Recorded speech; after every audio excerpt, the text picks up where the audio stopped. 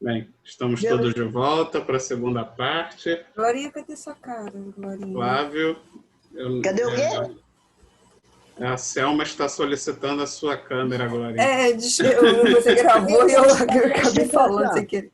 O Tá vídeo certo. está interrompido, só o microfone é que está. Aí já viu, né? Deve ser internet, às vezes acontece isso. Tudo Pois é, bem. mas... Ora, eu, hein? Ô, Flávio, você foi interrompido bem no meio, né? Quando a sala caiu. Pode Ele ia retornar. continuar a outra parte.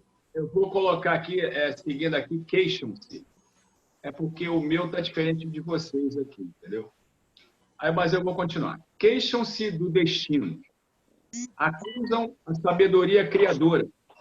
Gesticulam nos abismos da maldade, esquecendo o capricho e a imprevidência que os fizeram cair. Ou seja, a palavra, João, obrigado, era arrogante mesmo, como você colocou antes. Eu estava querendo ver. Então, aqui está realmente caracterizado a arrogância e a prepotência do ser humano. Ou seja, pensa, age erradamente contra as leis divinas e ainda culpa a Deus. Ou seja, ele é muito fácil, né, o ser humano, transferir responsabilidade. Eu não estou errado. Eu não sei por que acontece isso comigo. Eu não fiz nada para merecer isso. E aí eu pergunto, então Deus é louco, é maluco por fazer com que você esteja numa situação como hoje está. Você não fez nada. Não, realmente você é um santo. Tanto é santo que você está no mundo de provas e expiações, num planeta de provas e expiações, onde o mal predomina, onde só há doença e sofrimento, né? Muitas doenças e sofrimento. Né? Isso aqui é uma escola reparadora e que você se encontra nesse estado físico, né? De uma maneira ou de outra, não se sabe, né? Cada um sabe o estágio que se encontra, com essas dificuldades enormes financeiras, né? Dificuldades de vida de uma maneira geral, e a culpa disso aí é Deus. Porque, como as pessoas falam, o culpado disso foi porque Adão, né, e Eva, foi lá de trás, por causa da maçã, e ali descobriu-se a maldade, e a maldade foi interiorizada na mente e no coração do ser humano, no caso do homem, e dali se propagou até hoje. Então, porque houve o problema lá de Adão e Eva, lá da maçã, da serpente, aquela história que a gente conhece, eu que sou culpado disso, eu tenho culpa disso, eu não tenho culpa nenhuma. O culpado foi lá atrás, há 600 milhões de anos atrás. Eu que fui culpado. Mas daqui a pouco vai dizer que o culpado foi o T-Rex, que estava comendo todo mundo lá na época dos dinossauros, não sei o quê. Então é muito fácil você transpor, né? Transportar, transferir a tua responsabilidade, o teu erro. Não, eu não estou errado nada. Eu não faço nada de errado, nada. Quem não fez nada de errado foi Jesus, e aconteceu o que aconteceu com ele. E você que eu digo, o ser humano, eu sempre falo, não chega nem a sujeira da unha de Jesus, e se acha com essa prepotência, com essa arrogância de dizer que não merece passar o que está passando. Fala sério, né? Pô, brincadeira isso não existe, né? Isso é o quê? Falta de conhecimento espiritual, falta de humildade acima de tudo. Acima de tudo, né? Eu penso, de tudo isso aí que a gente colocou, arrogância, prepotência, é, acima de tudo, não ser e não conhecer o que é humildade. Jesus sempre foi humilde, sempre. Jesus, até o fim de vida, foi humilde ao Pai, foi submisso a Deus. Jesus sempre foi submisso a Deus, sempre obedeceu ao Pai.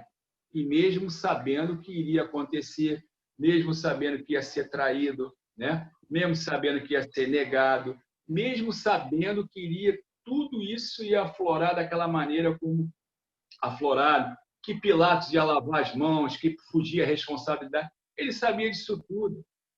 Mas o tempo todo ele foi o quê? Submisso ao Pai, obedecendo fielmente os desígnios do Pai.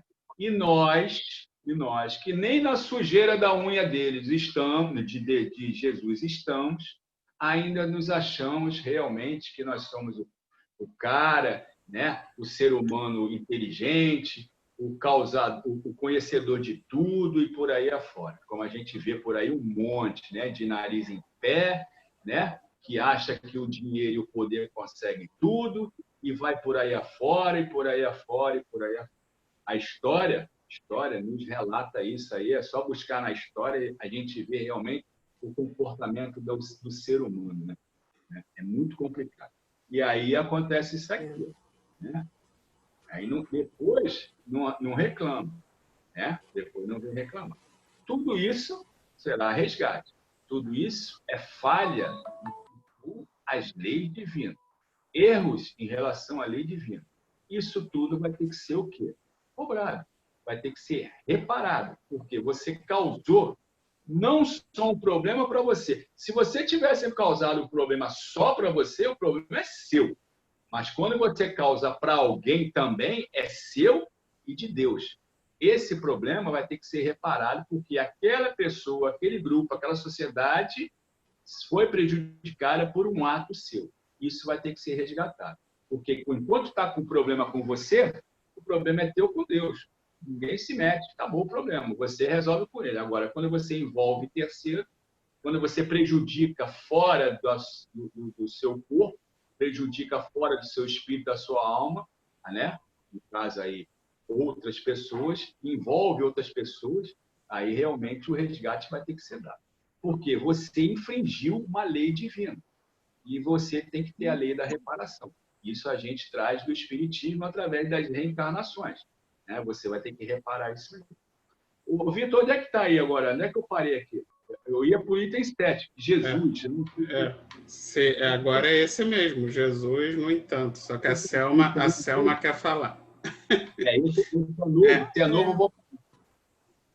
Porque que fala assim, realmente, assim, a dificuldade do ser humano, né, é o bom combate, né, se refere no seu autoconhecimento. Muito difícil as pessoas nós ainda termos esse entendimento de nos entendermos. Então, quando a gente começa a ver os nossos próprios defeitos, as nossas imperfeições, a gente não quer nem aceitar que aquilo ali é nosso mesmo. Né? Aí é que eu cria toda essa situação de que se fala que no desespero, né? E lançando um verdadeiro inferno de sombras interiores. Quer dizer, você se confrontar consigo mesmo, né? Que causa essa questão das sombras interiores, né? E aquela situação também de estar sempre se queixando com Deus, que você falou, né? Porque sempre se julga certo, bonzinho, né? Sem defeitos, e por que acontece isso comigo, não é? Então, essa queixa, vamos dizer até que é injustificada, né? Porque se a pessoa se olhar realmente para dentro, fazer o bom combate, que se refere ao que mesmo Paulo de Tarso fala, né? Que é o bom combate, é você combater a si próprio contra as suas próprias mazelas. E é muito difícil. Então, é mais fácil culpar a Deus, né? Pelos erros. É isso. Tá? Como eu falei no início, eu acho que vai muito da nossa ignorância, da nossa infantilidade, né? Porque como é que a gente pode culpar a Deus pelos problemas da nossa vida? E como o Flávio falou, Jesus, que né, se tem alguém que não merecia passar por dores e sofrimentos, esse alguém era Jesus. E olha por tudo que ele passou por nós. E aí, quem somos nós para achar que não merecemos passar por nenhuma dor e por nenhum sofrimento? Eu acho até que eu levantei isso no estudo anterior, que pelo contrário, né, quando a nossa vida está muito boa e a gente não está passando e materialmente a gente está gozando de muita prosperidade, abundância, talvez a gente esteja seguindo o caminho errado, seguindo aquele caminho do mundo, né, o caminho do mundo ali, da corrupção, e seguindo o que todo mundo faz, e aí por isso está prosperando, né, tá materialmente falando, né? Então, realmente é um absurdo alguém que já tenha um conhecimento religioso e da obra do Cristo vir a questionar dores e sofrimentos como não sendo merecedor, como não sendo necessário para a nossa evolução, né? E aí, só fazendo o link com o espiritismo, né? Quando eu não era espírita, uma coisa que realmente me causava essa coisa, esse sentimento, né, de não, mas por que isso acontece? Qual é a lógica?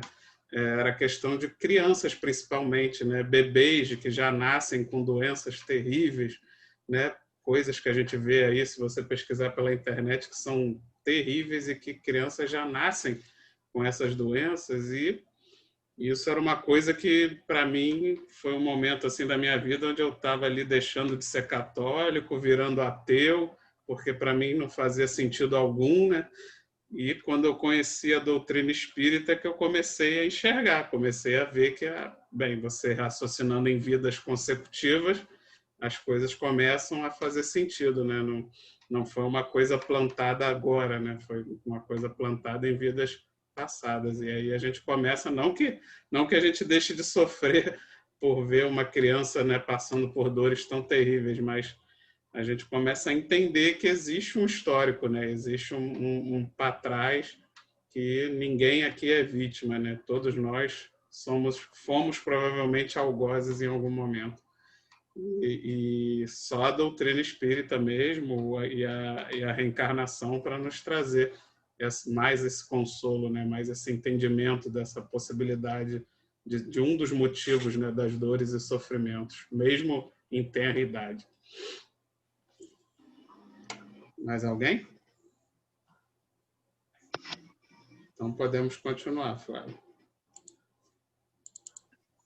E aqui ele coloca o item 7, né? Que é uma parte do Ele repete o título lá em cima. Jesus, no entanto, há quase 20 séculos, exclamou: lançai a rede para a banda direita do barco e acharei. É aquilo que a gente conversou, né? Ou seja, o lado materialmente falando da pescaria, né? Porque ele viu que realmente ali estavam os peixes, o cardume estava ali. Isso é a minha opinião. E o outro lado, né? O lado do realmente espiritual, o lado do crescimento, né, do ser humano, a qual você, quando lança a rede para aquela banda, a banda que se coloca aí, como já foi colocada até bastante anteriormente, é a banda do certo, do reto, né? Até uma questão do título, né? Caminhos retos. Ou seja, o caminho certo, o caminho retilíneo, o caminho que mostra realmente os desígnios de Deus, as leis divinas, o caminho que nós realmente temos que seguir. Entendeu? Então, é muito apurado isso aí. Mas é como a gente falou, como você falou também, o Vitor, a gente é criança, né? A gente é criança dentro desse crescimento espiritual. Como a gente foi colocado aqui várias vezes. A Terra, segundo os cientistas, né? Segundo a ciência, vamos botar dessa maneira, são 4 bilhões e meio de anos, segundo os cientistas. Se Jesus é o governador, então ele tem mais do que 4 bilhões e meio de anos. Não é? Lógico. Vamos botar uma força de expressão que Jesus tenha 6 bilhões de anos. Vamos botar 1 bilhão e meio, né, de anos depois que Jesus nasceu. Vamos botar metafórica, né? Vamos botar uma metáfora. 1 bilhão e meio, Jesus tem 1 bilhão e meio, e aí subiu, né, na sua escala vertiginosa de aprimoramento, de moral, de intelectualidade, juntou com os espíritos, com a permissão dos espíritos, do mesma linha, né? Do mesmo nível, com a permissão de Deus, e construiu o planeta Terra. E o planeta Terra tem 4 bilhões e meio de anos. E aí é o que eu falei lá no início. E nós? Quantos anos nós temos? Temos ideias? Quantas encarnações já tivemos? Quanto tempo nós vivemos lá no mundo primitivo? Quanto tempo nós estamos vivendo no mundo de provas e expiações? Deu para entender? Será que não somos mais velhos que Jesus, porém muito mais preguiçosos e não estamos aqui até agora? Espero que não. Espero que não. Ainda temos essa possibilidade que o Vitor comentou, ou seja, nós somos mais velhos que Jesus, porém preguiçosos. Então, se nós colocarmos em números, e esquecendo o que o Vitor falou, porque ele pegou pesado agora, mas se colocarmos em números, vamos botar que Jesus tem 1,5 bilhão de anos da sua escalada, desde o início até o seu final, e juntou-se com os espíritos de Skol, né? Os espíritos elevadíssimos, e formou o planeta Terra. Então, ele tem 1,5 bilhão de anos e o planeta Terra tem 4,5 bilhões de anos. 6 bilhões. E nós? Como o Vitor falou, de repente ele tem 1,5 bilhão, nós temos 5. Nós somos preguiçosos, não aproveitamos a nossa estadia por aqui, a nossa passagem por aqui que eu digo, lá do primitivo até aqui agora. Nós não aproveitamos. Ele aproveitou, e foi rápido. Mas a gente não aproveitou. Ou também a gente está aproveitando, mas aproveitando assim meio devagar, quase parando. É complicado, né? 8. Quando eu chutei essa bola aí de sermos mais velhos do que Jesus, é porque existem relatos de espíritos que vieram de outros planetas, né? Então, para habitar na Terra. Então, isso quer dizer que tem espíritos aí bem antigos que vieram para o planeta Terra. Então, quem sabe nós não somos de outro planeta. Não é mais evoluído que Jesus, mas não é mais antigo que Jesus. Não pode ser. Não sei. Tomara que não, né? Torço para que a gente não seja tão preguiçoso assim. E pode ser até mais antigo ainda, assim. Nós já viemos de outro planeta. Ó. A gente fica bem mais velho que Jesus. Não sei, eu também não sei qual foi a escalada evolutiva de Jesus, então eu só sei que nada sei, mas com certeza o Espírito tem esse poder, né? Como Deus nos deu o infinito, nós temos o poder aí de sofrer por muito tempo, se assim a gente desejar, né? Como temos o infinito para evoluir, então temos o infinito para sofrer. Mas espero que a gente, todos nós, como humanidade, consigamos aí, pelo menos agora, dessa vez, fazer o nosso planetinha Terra melhorar um pouquinho mais rápido e a gente merecer estar aqui junto. Que a gente consiga fazer por onde.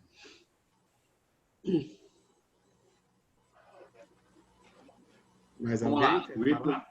Então vamos para... Deixa eu compartilhar.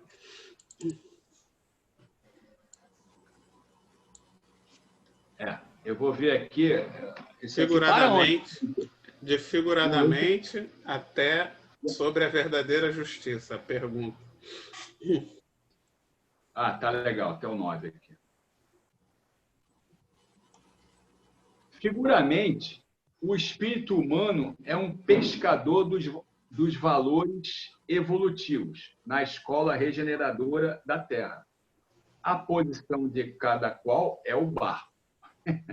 Ou seja, quem gosta de pescar sabe, né? A gente lança lá a isca lá, né? Bota o anzol lá e fica esperando o barco. Desculpa, esperando o peixe. Né? Mas, e se o peixe não vier? Como é que faz? A gente vai usar outras técnicas, né? Já que você está compartilhando aí, Vitor, deixa eu acabar aqui, depois eu volto.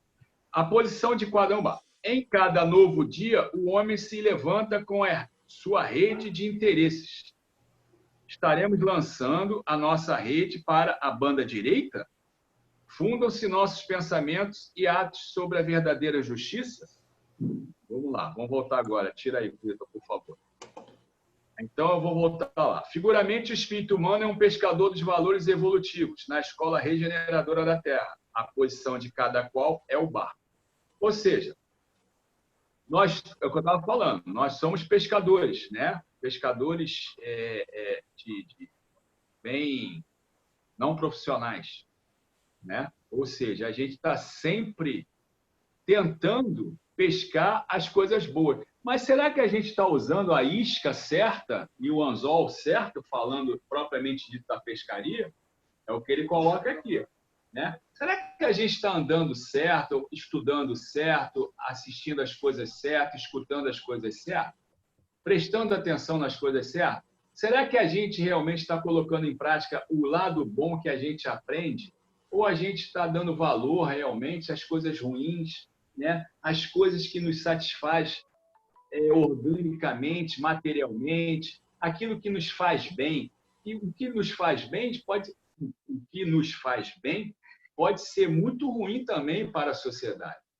Entendeu? Então, o que acontece? Qual é o prazer que eu tenho em ver alguma coisa, em escutar alguma coisa, em compactuar alguma coisa que possa ser, não ser, aliás, de interesse para a evolução do planeta, para a evolução da sociedade? A gente tem que pensar muito nisso. Será que aquilo que a gente vive é bom para mim? É bom para os outros? Porque se for bom para mim e não for bom para os outros, aí eu estou realmente cultivando muito mais o egoísmo do que qualquer outra coisa. Ou seja, eu quero benefício para mim. Eu tenho que me dar bem, eu estou satisfeito comigo. Os outros que se danem, cada um se vira, né? Vamos botar na palavra aí, dá seu jeito, né? Cada um dá seu jeito. Mas e aí? Isso aí é bom ou é ruim para mim? Bom para mim materialmente. No momento, aquele momentaneamente está sendo ótimo para mim. Mas espiritualmente, a nível de crescimento espiritual e moral, é zero. É dívida que nós vamos contrair e que nós vamos ter que resgatar.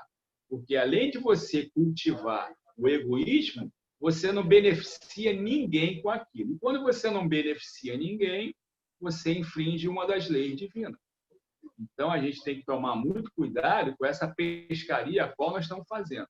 No nosso pensamento e nos nossos atos. Essa pescaria é importante, porque depois, né, isso vai ser cobrado. Né? Existem aquelas pescas esportivas, vamos botar também, que o cara vai lá, pesca o peixe, estuda o peixe para monitorar o peixe. Né? Os biólogos falam muito isso, depois devolve o peixe para o rio ou para o mar. O peixe ali é objeto de estudo. Tem outros que usam a isca tal, mas devolvem também o peixe. Mas tem gente que tem o prazer de matar o peixe para outros fins, não é nem por uma questão de sobrevivência. São outros fins, né? De comercialização, de troca de alguma coisa. Né? Tem gente que troca mercadoria por outras coisas escusas. Né? E a mercadoria foi colocada por Deus para ser benéfica para o desenvolvimento do povo, para ser benéfica para aquele grupo, né? Para matar a fome, no caso que a gente está falando dos peixes, para matar a fome. Mas eles procuram usar, que aí vale a intenção, de como você usa aquilo, né? A intenção aí pesa muito, e como você usa aquilo, para que fim você usa aquilo. Então, o que acontece?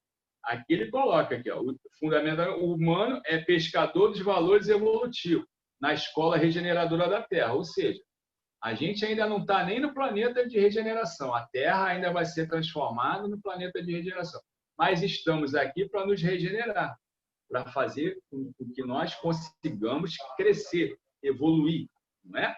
Então, a gente tem que saber usar muito bem as condições que Deus nos coloca, que Ele nos oferece, né? E, principalmente, com que intenção nós fazemos isso ou aquilo outro, né? A posição de cada qual é o barco. O barco aí é o barco do crescimento, o barco da vida, o barco que você vai ingressar, né? O barco está até entre aspas aqui, tá? É a sua vida. O que você vai fazer da sua vida? O que você está fazendo da sua vida? Hoje a gente tem, como o Vitor falou, depois que ele passou por espiritismo, ele conseguiu entender por que as crianças nasciam com doenças muito sérias. Porque até então ele era católico e a religião católica dele não conseguia mostrar para isso, né? Ter uma ideia melhor dessa situação. Mas hoje nós temos o espiritismo que nos coloca de uma maneira bem clara o porquê disso tudo, né? E o porquê que nós estamos nessa vida, o porquê que nós estamos aqui, o que nós estamos fazendo aqui, o que devemos fazer aqui. Isso é colocado de uma maneira bem clara.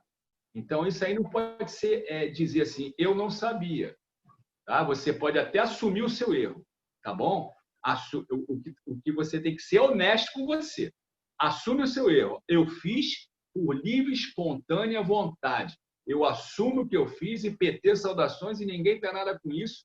Isso vai ser resgate meu, porque vai ser algo que ainda é meu, é minha fraqueza, eu ainda declino para esse lado, mas eu tenho que chegar e falar assim, eu assumo, eu errei, eu estou errando e eu vou tentar melhorar. Mas como foi colocado, a vida não dá salto. Né? Olha o valor numérico da Terra e de Jesus, não dá salto. Então, se eu sou preguiçoso, eu tenho que começar aos poucos a eliminar essa preguiça e me melhorar. Agora, o que você não pode é transferir para os outros, transferir para os espíritos, para os obsessores. Não, é você, está lá no livro Máscaras da Obsessão, pode ler. É você que determina se você vai para o lado bom ou você vai para o lado ruim, se você vai escutar as coisas boas, se você vai escutar as coisas ruins. É você que tem esse domínio. É você. E aqui no 9, ele fala, em cada novo dia, o homem se levanta com a sua rede, entre aspas, de interesses. Estaremos lançando a nossa rede, entre aspas, para a banda direita? Fundam-se nossos pensamentos e atos sobre a verdadeira justiça? Então, continua ele a brigar, como a Selma falou, né, anteriormente, a brigar com ele mesmo. Ele vai ter que ter a autocrítica dele. Vem cá, eu vou botar realmente a rede para o lado direito ou para o lado esquerdo? Eu quero me melhorar ou eu não quero me melhorar? Para que eu estou estudando o Espiritismo? Para que eu estou fazendo Zoom toda segunda-feira? Por que a Janete bota grupo de estudo todos os dias à tarde? Para quê? Para eu escutar, entrar por um ouvido e sair pelo outro? Não, alguma coisa, se eu, a partir do momento que eu escuto e participo, eu tenho que vivenciar. O que eu não posso é ter a máscara, né? Achar que é uma coisa, né? Não vou fazer isso não, porque isso é muito difícil. Se é muito difícil, não tem problema. Da mesma maneira que você entrou, você sai. Mas você seja honesto com você. Eu não consigo ainda. Eu não estou preparado para isso. Tá? Isso aí é de cada um. A gente vai respeitar a opinião de cada um. Pode não concordar, mas vai respeitar. Não é o momento dele. Nós conhecemos, nós que eu digo, a população, a gente conhece muita gente que estava na religião católica, foi para o espiritismo e depois saiu, por algum motivo. Eu conheci pessoas que eram do espiritismo, viveu muito tempo no espiritismo e foi para protestante, foi para evangélico. Ué, a gente vai fazer o quê? Aí volta lá no Chico. A tua religião tem Deus? Tem. Você se sente bem nela? Sinto. Então fica com ela. Porque não é o momento ainda para aquela pessoa. Será que é o nosso momento também? A gente pode frequentar 300 anos a doutrina espírita e entrar por um ouvido e sair pelo outro. Ou absorver quase nada. Ou absorver coisas que me interessam para a gente absorver. Mas não na sua totalidade, na sua realidade, na sua verdade. Porque lá atrás eu falei, a verdade dói, a verdade incomoda. Entendeu? A verdade é complicada. Tá? Alguém quer falar? Porque depois é o 10 para acabar. É o último parágrafo 10.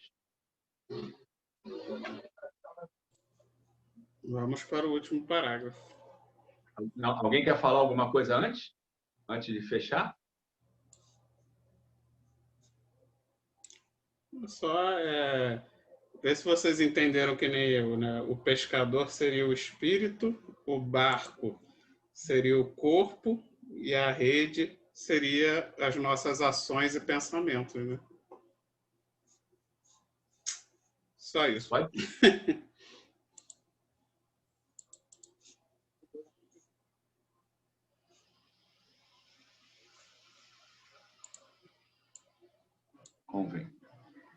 Convém consultar a vida interior em esforço diário, porque o Cristo, nesse ensinamento, recomendava, de modo geral, aos seus discípulos: dedicai vossa atenção aos caminhos retos e achareis o necessário. Emmanuel. Então, é aquilo que o Helder sempre coloca. Conhece-te a ti mesmo. Briga, e como a Selma colocou, briga com você. Né? E começa a eliminar realmente o ruim de dentro de você.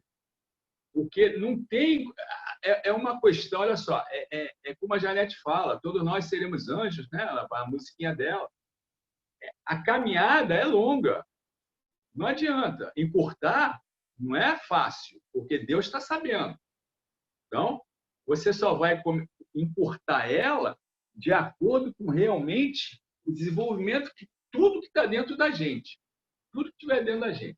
E principalmente, quando desenvolver realmente o amor, aquele amor que Cristo colocou. Quando você desenvolve o amor, você engloba todas as outras virtudes.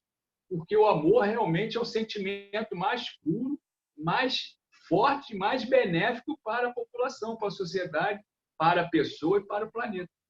Então, enquanto nós não tivermos realmente o desenvolvimento desse amor, aquele amor que Cristo realmente colocou, e vai englobar todas as virtudes, caridades, benevolência, indulgência, ter essa fé realmente que nós temos que ter, que nós não temos, a gente ainda vai permanecer nesse grau evolutivo, de passando para mundos e mundos e mundos, e cada um no seu estágio, cada um no seu tempo, né? E aí ele bota aqui no final, ó, dedicai vossa atenção aos caminhos retos e achareis o necessário. Não adianta. Esse é realmente o horizonte. Nós temos que realmente nos policiar. A gente fala isso, é difícil, está muita coisa enraizada na nossa alma, no nosso espírito, na nossa essência, na nossa consciência. Mas isso vai ser desvinculado aos poucos. Mas uma hora tem que dar o pontapé, não é? Tem que se dar o pontapé, né? Dá-se o pontapé inicial e as coisas vão se desvinculando, vão se soltando. É só olhar para trás, como a gente sempre coloca no grupo de estudo da tarde. Como nós éramos há 30, dependendo da idade de cada um, 30, 40, 50, 60 anos atrás. Olha o que nós somos hoje. Nós nos melhoramos, porque nós evoluímos. É o fluxo normal. A gente tem que evoluir. Ou, pelo menos, nós teríamos, né, ter essa condição de evolução. Esse pensamento, essa consciência de que a gente tem que evoluir. A gente não pode parar, né, e ficar olhando para trás, o que para trás passou, resgata. Tenta errar menos possível, tenta oferecer o perdão. Isso é muito difícil, o perdão. Falar da boca é fácil, mas oferecer realmente o perdão de coração, o qual Cristo sempre colocou, é muito difícil. É muito difícil. Para a gente ainda é muito difícil. Como o perdão é difícil, né? Pensar na maldade, deixar de pensar em maldade é difícil.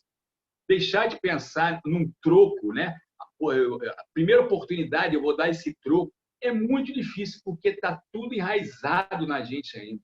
E tem muita coisa nossa adormecida. Tem muita coisa que está na gente que está adormecida ainda. E vai ser difícil de tirar. Vai ter que ter vidas e mais vidas, encarnações e encarnações, para começar a diminuir. Porque está muito intrínseco, muito preso na gente. Mas como o Vitor falou, nós somos criança ainda. Então, o dia que nós formos adultos, as coisas vão começar... Nós somos criança, né, Vitor? O dia que nós começarmos a passar para a adolescência, já melhora, né? Depois a fase adulta. E assim vai. Ou, é o que eu falo, tudo é o ponto de vista, né? Ou pode ser que, na verdade, a gente comece a passar por sofrimentos, materialmente falando, piores, né? Porque estaremos mais amadurecidos para tirar melhor proveito dessas provações, né? Tudo a seu tempo. Tudo... E uma coisa que eu peguei nesse último parágrafo é que ele fala, né? Como ele falou, dedicai vossa atenção ao caminho reto. O que é dedicar a nossa atenção ao caminho reto? É o que estamos fazendo aqui, estudando, né? Procurando entender, procurando conhecer, não é simplesmente seguindo o que alguém fala, ou porque ouviu falar, porque ouviu dizer, é procurando ler, procurando realmente ler as obras de Jesus, as obras espíritas, né? Eu estava vendo que o espiritismo é a filosofia que mais tem literatura de tudo que qualquer filosofia que existe no mundo, a maior literatura é a espírita. E, no entanto, ela é uma das mais jovens.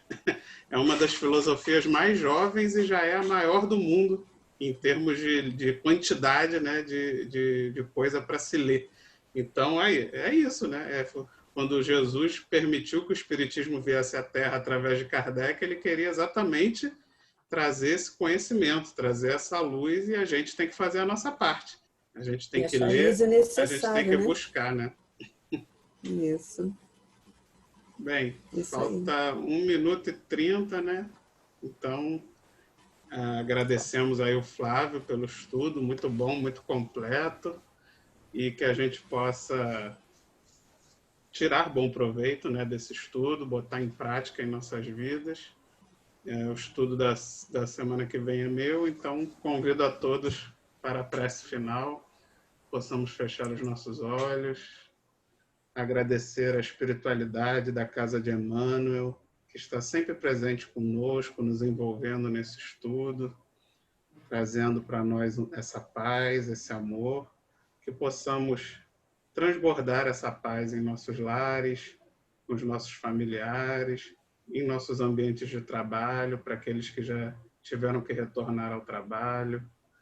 Pedimos a proteção das falanges médicas, nos dando saúde, para que possamos, né, completar nossas missões, sem, se for, né, da vontade divina, que a gente não pegue nem essa doença terrível e nem outra qualquer que esteja à nossa espreita, possamos cumprir com muito amor o nosso destino, as nossas vidas, aproveitando cada segundo, tirando esse bom proveito do ensino e do estudo que estamos tendo aqui toda segunda-feira.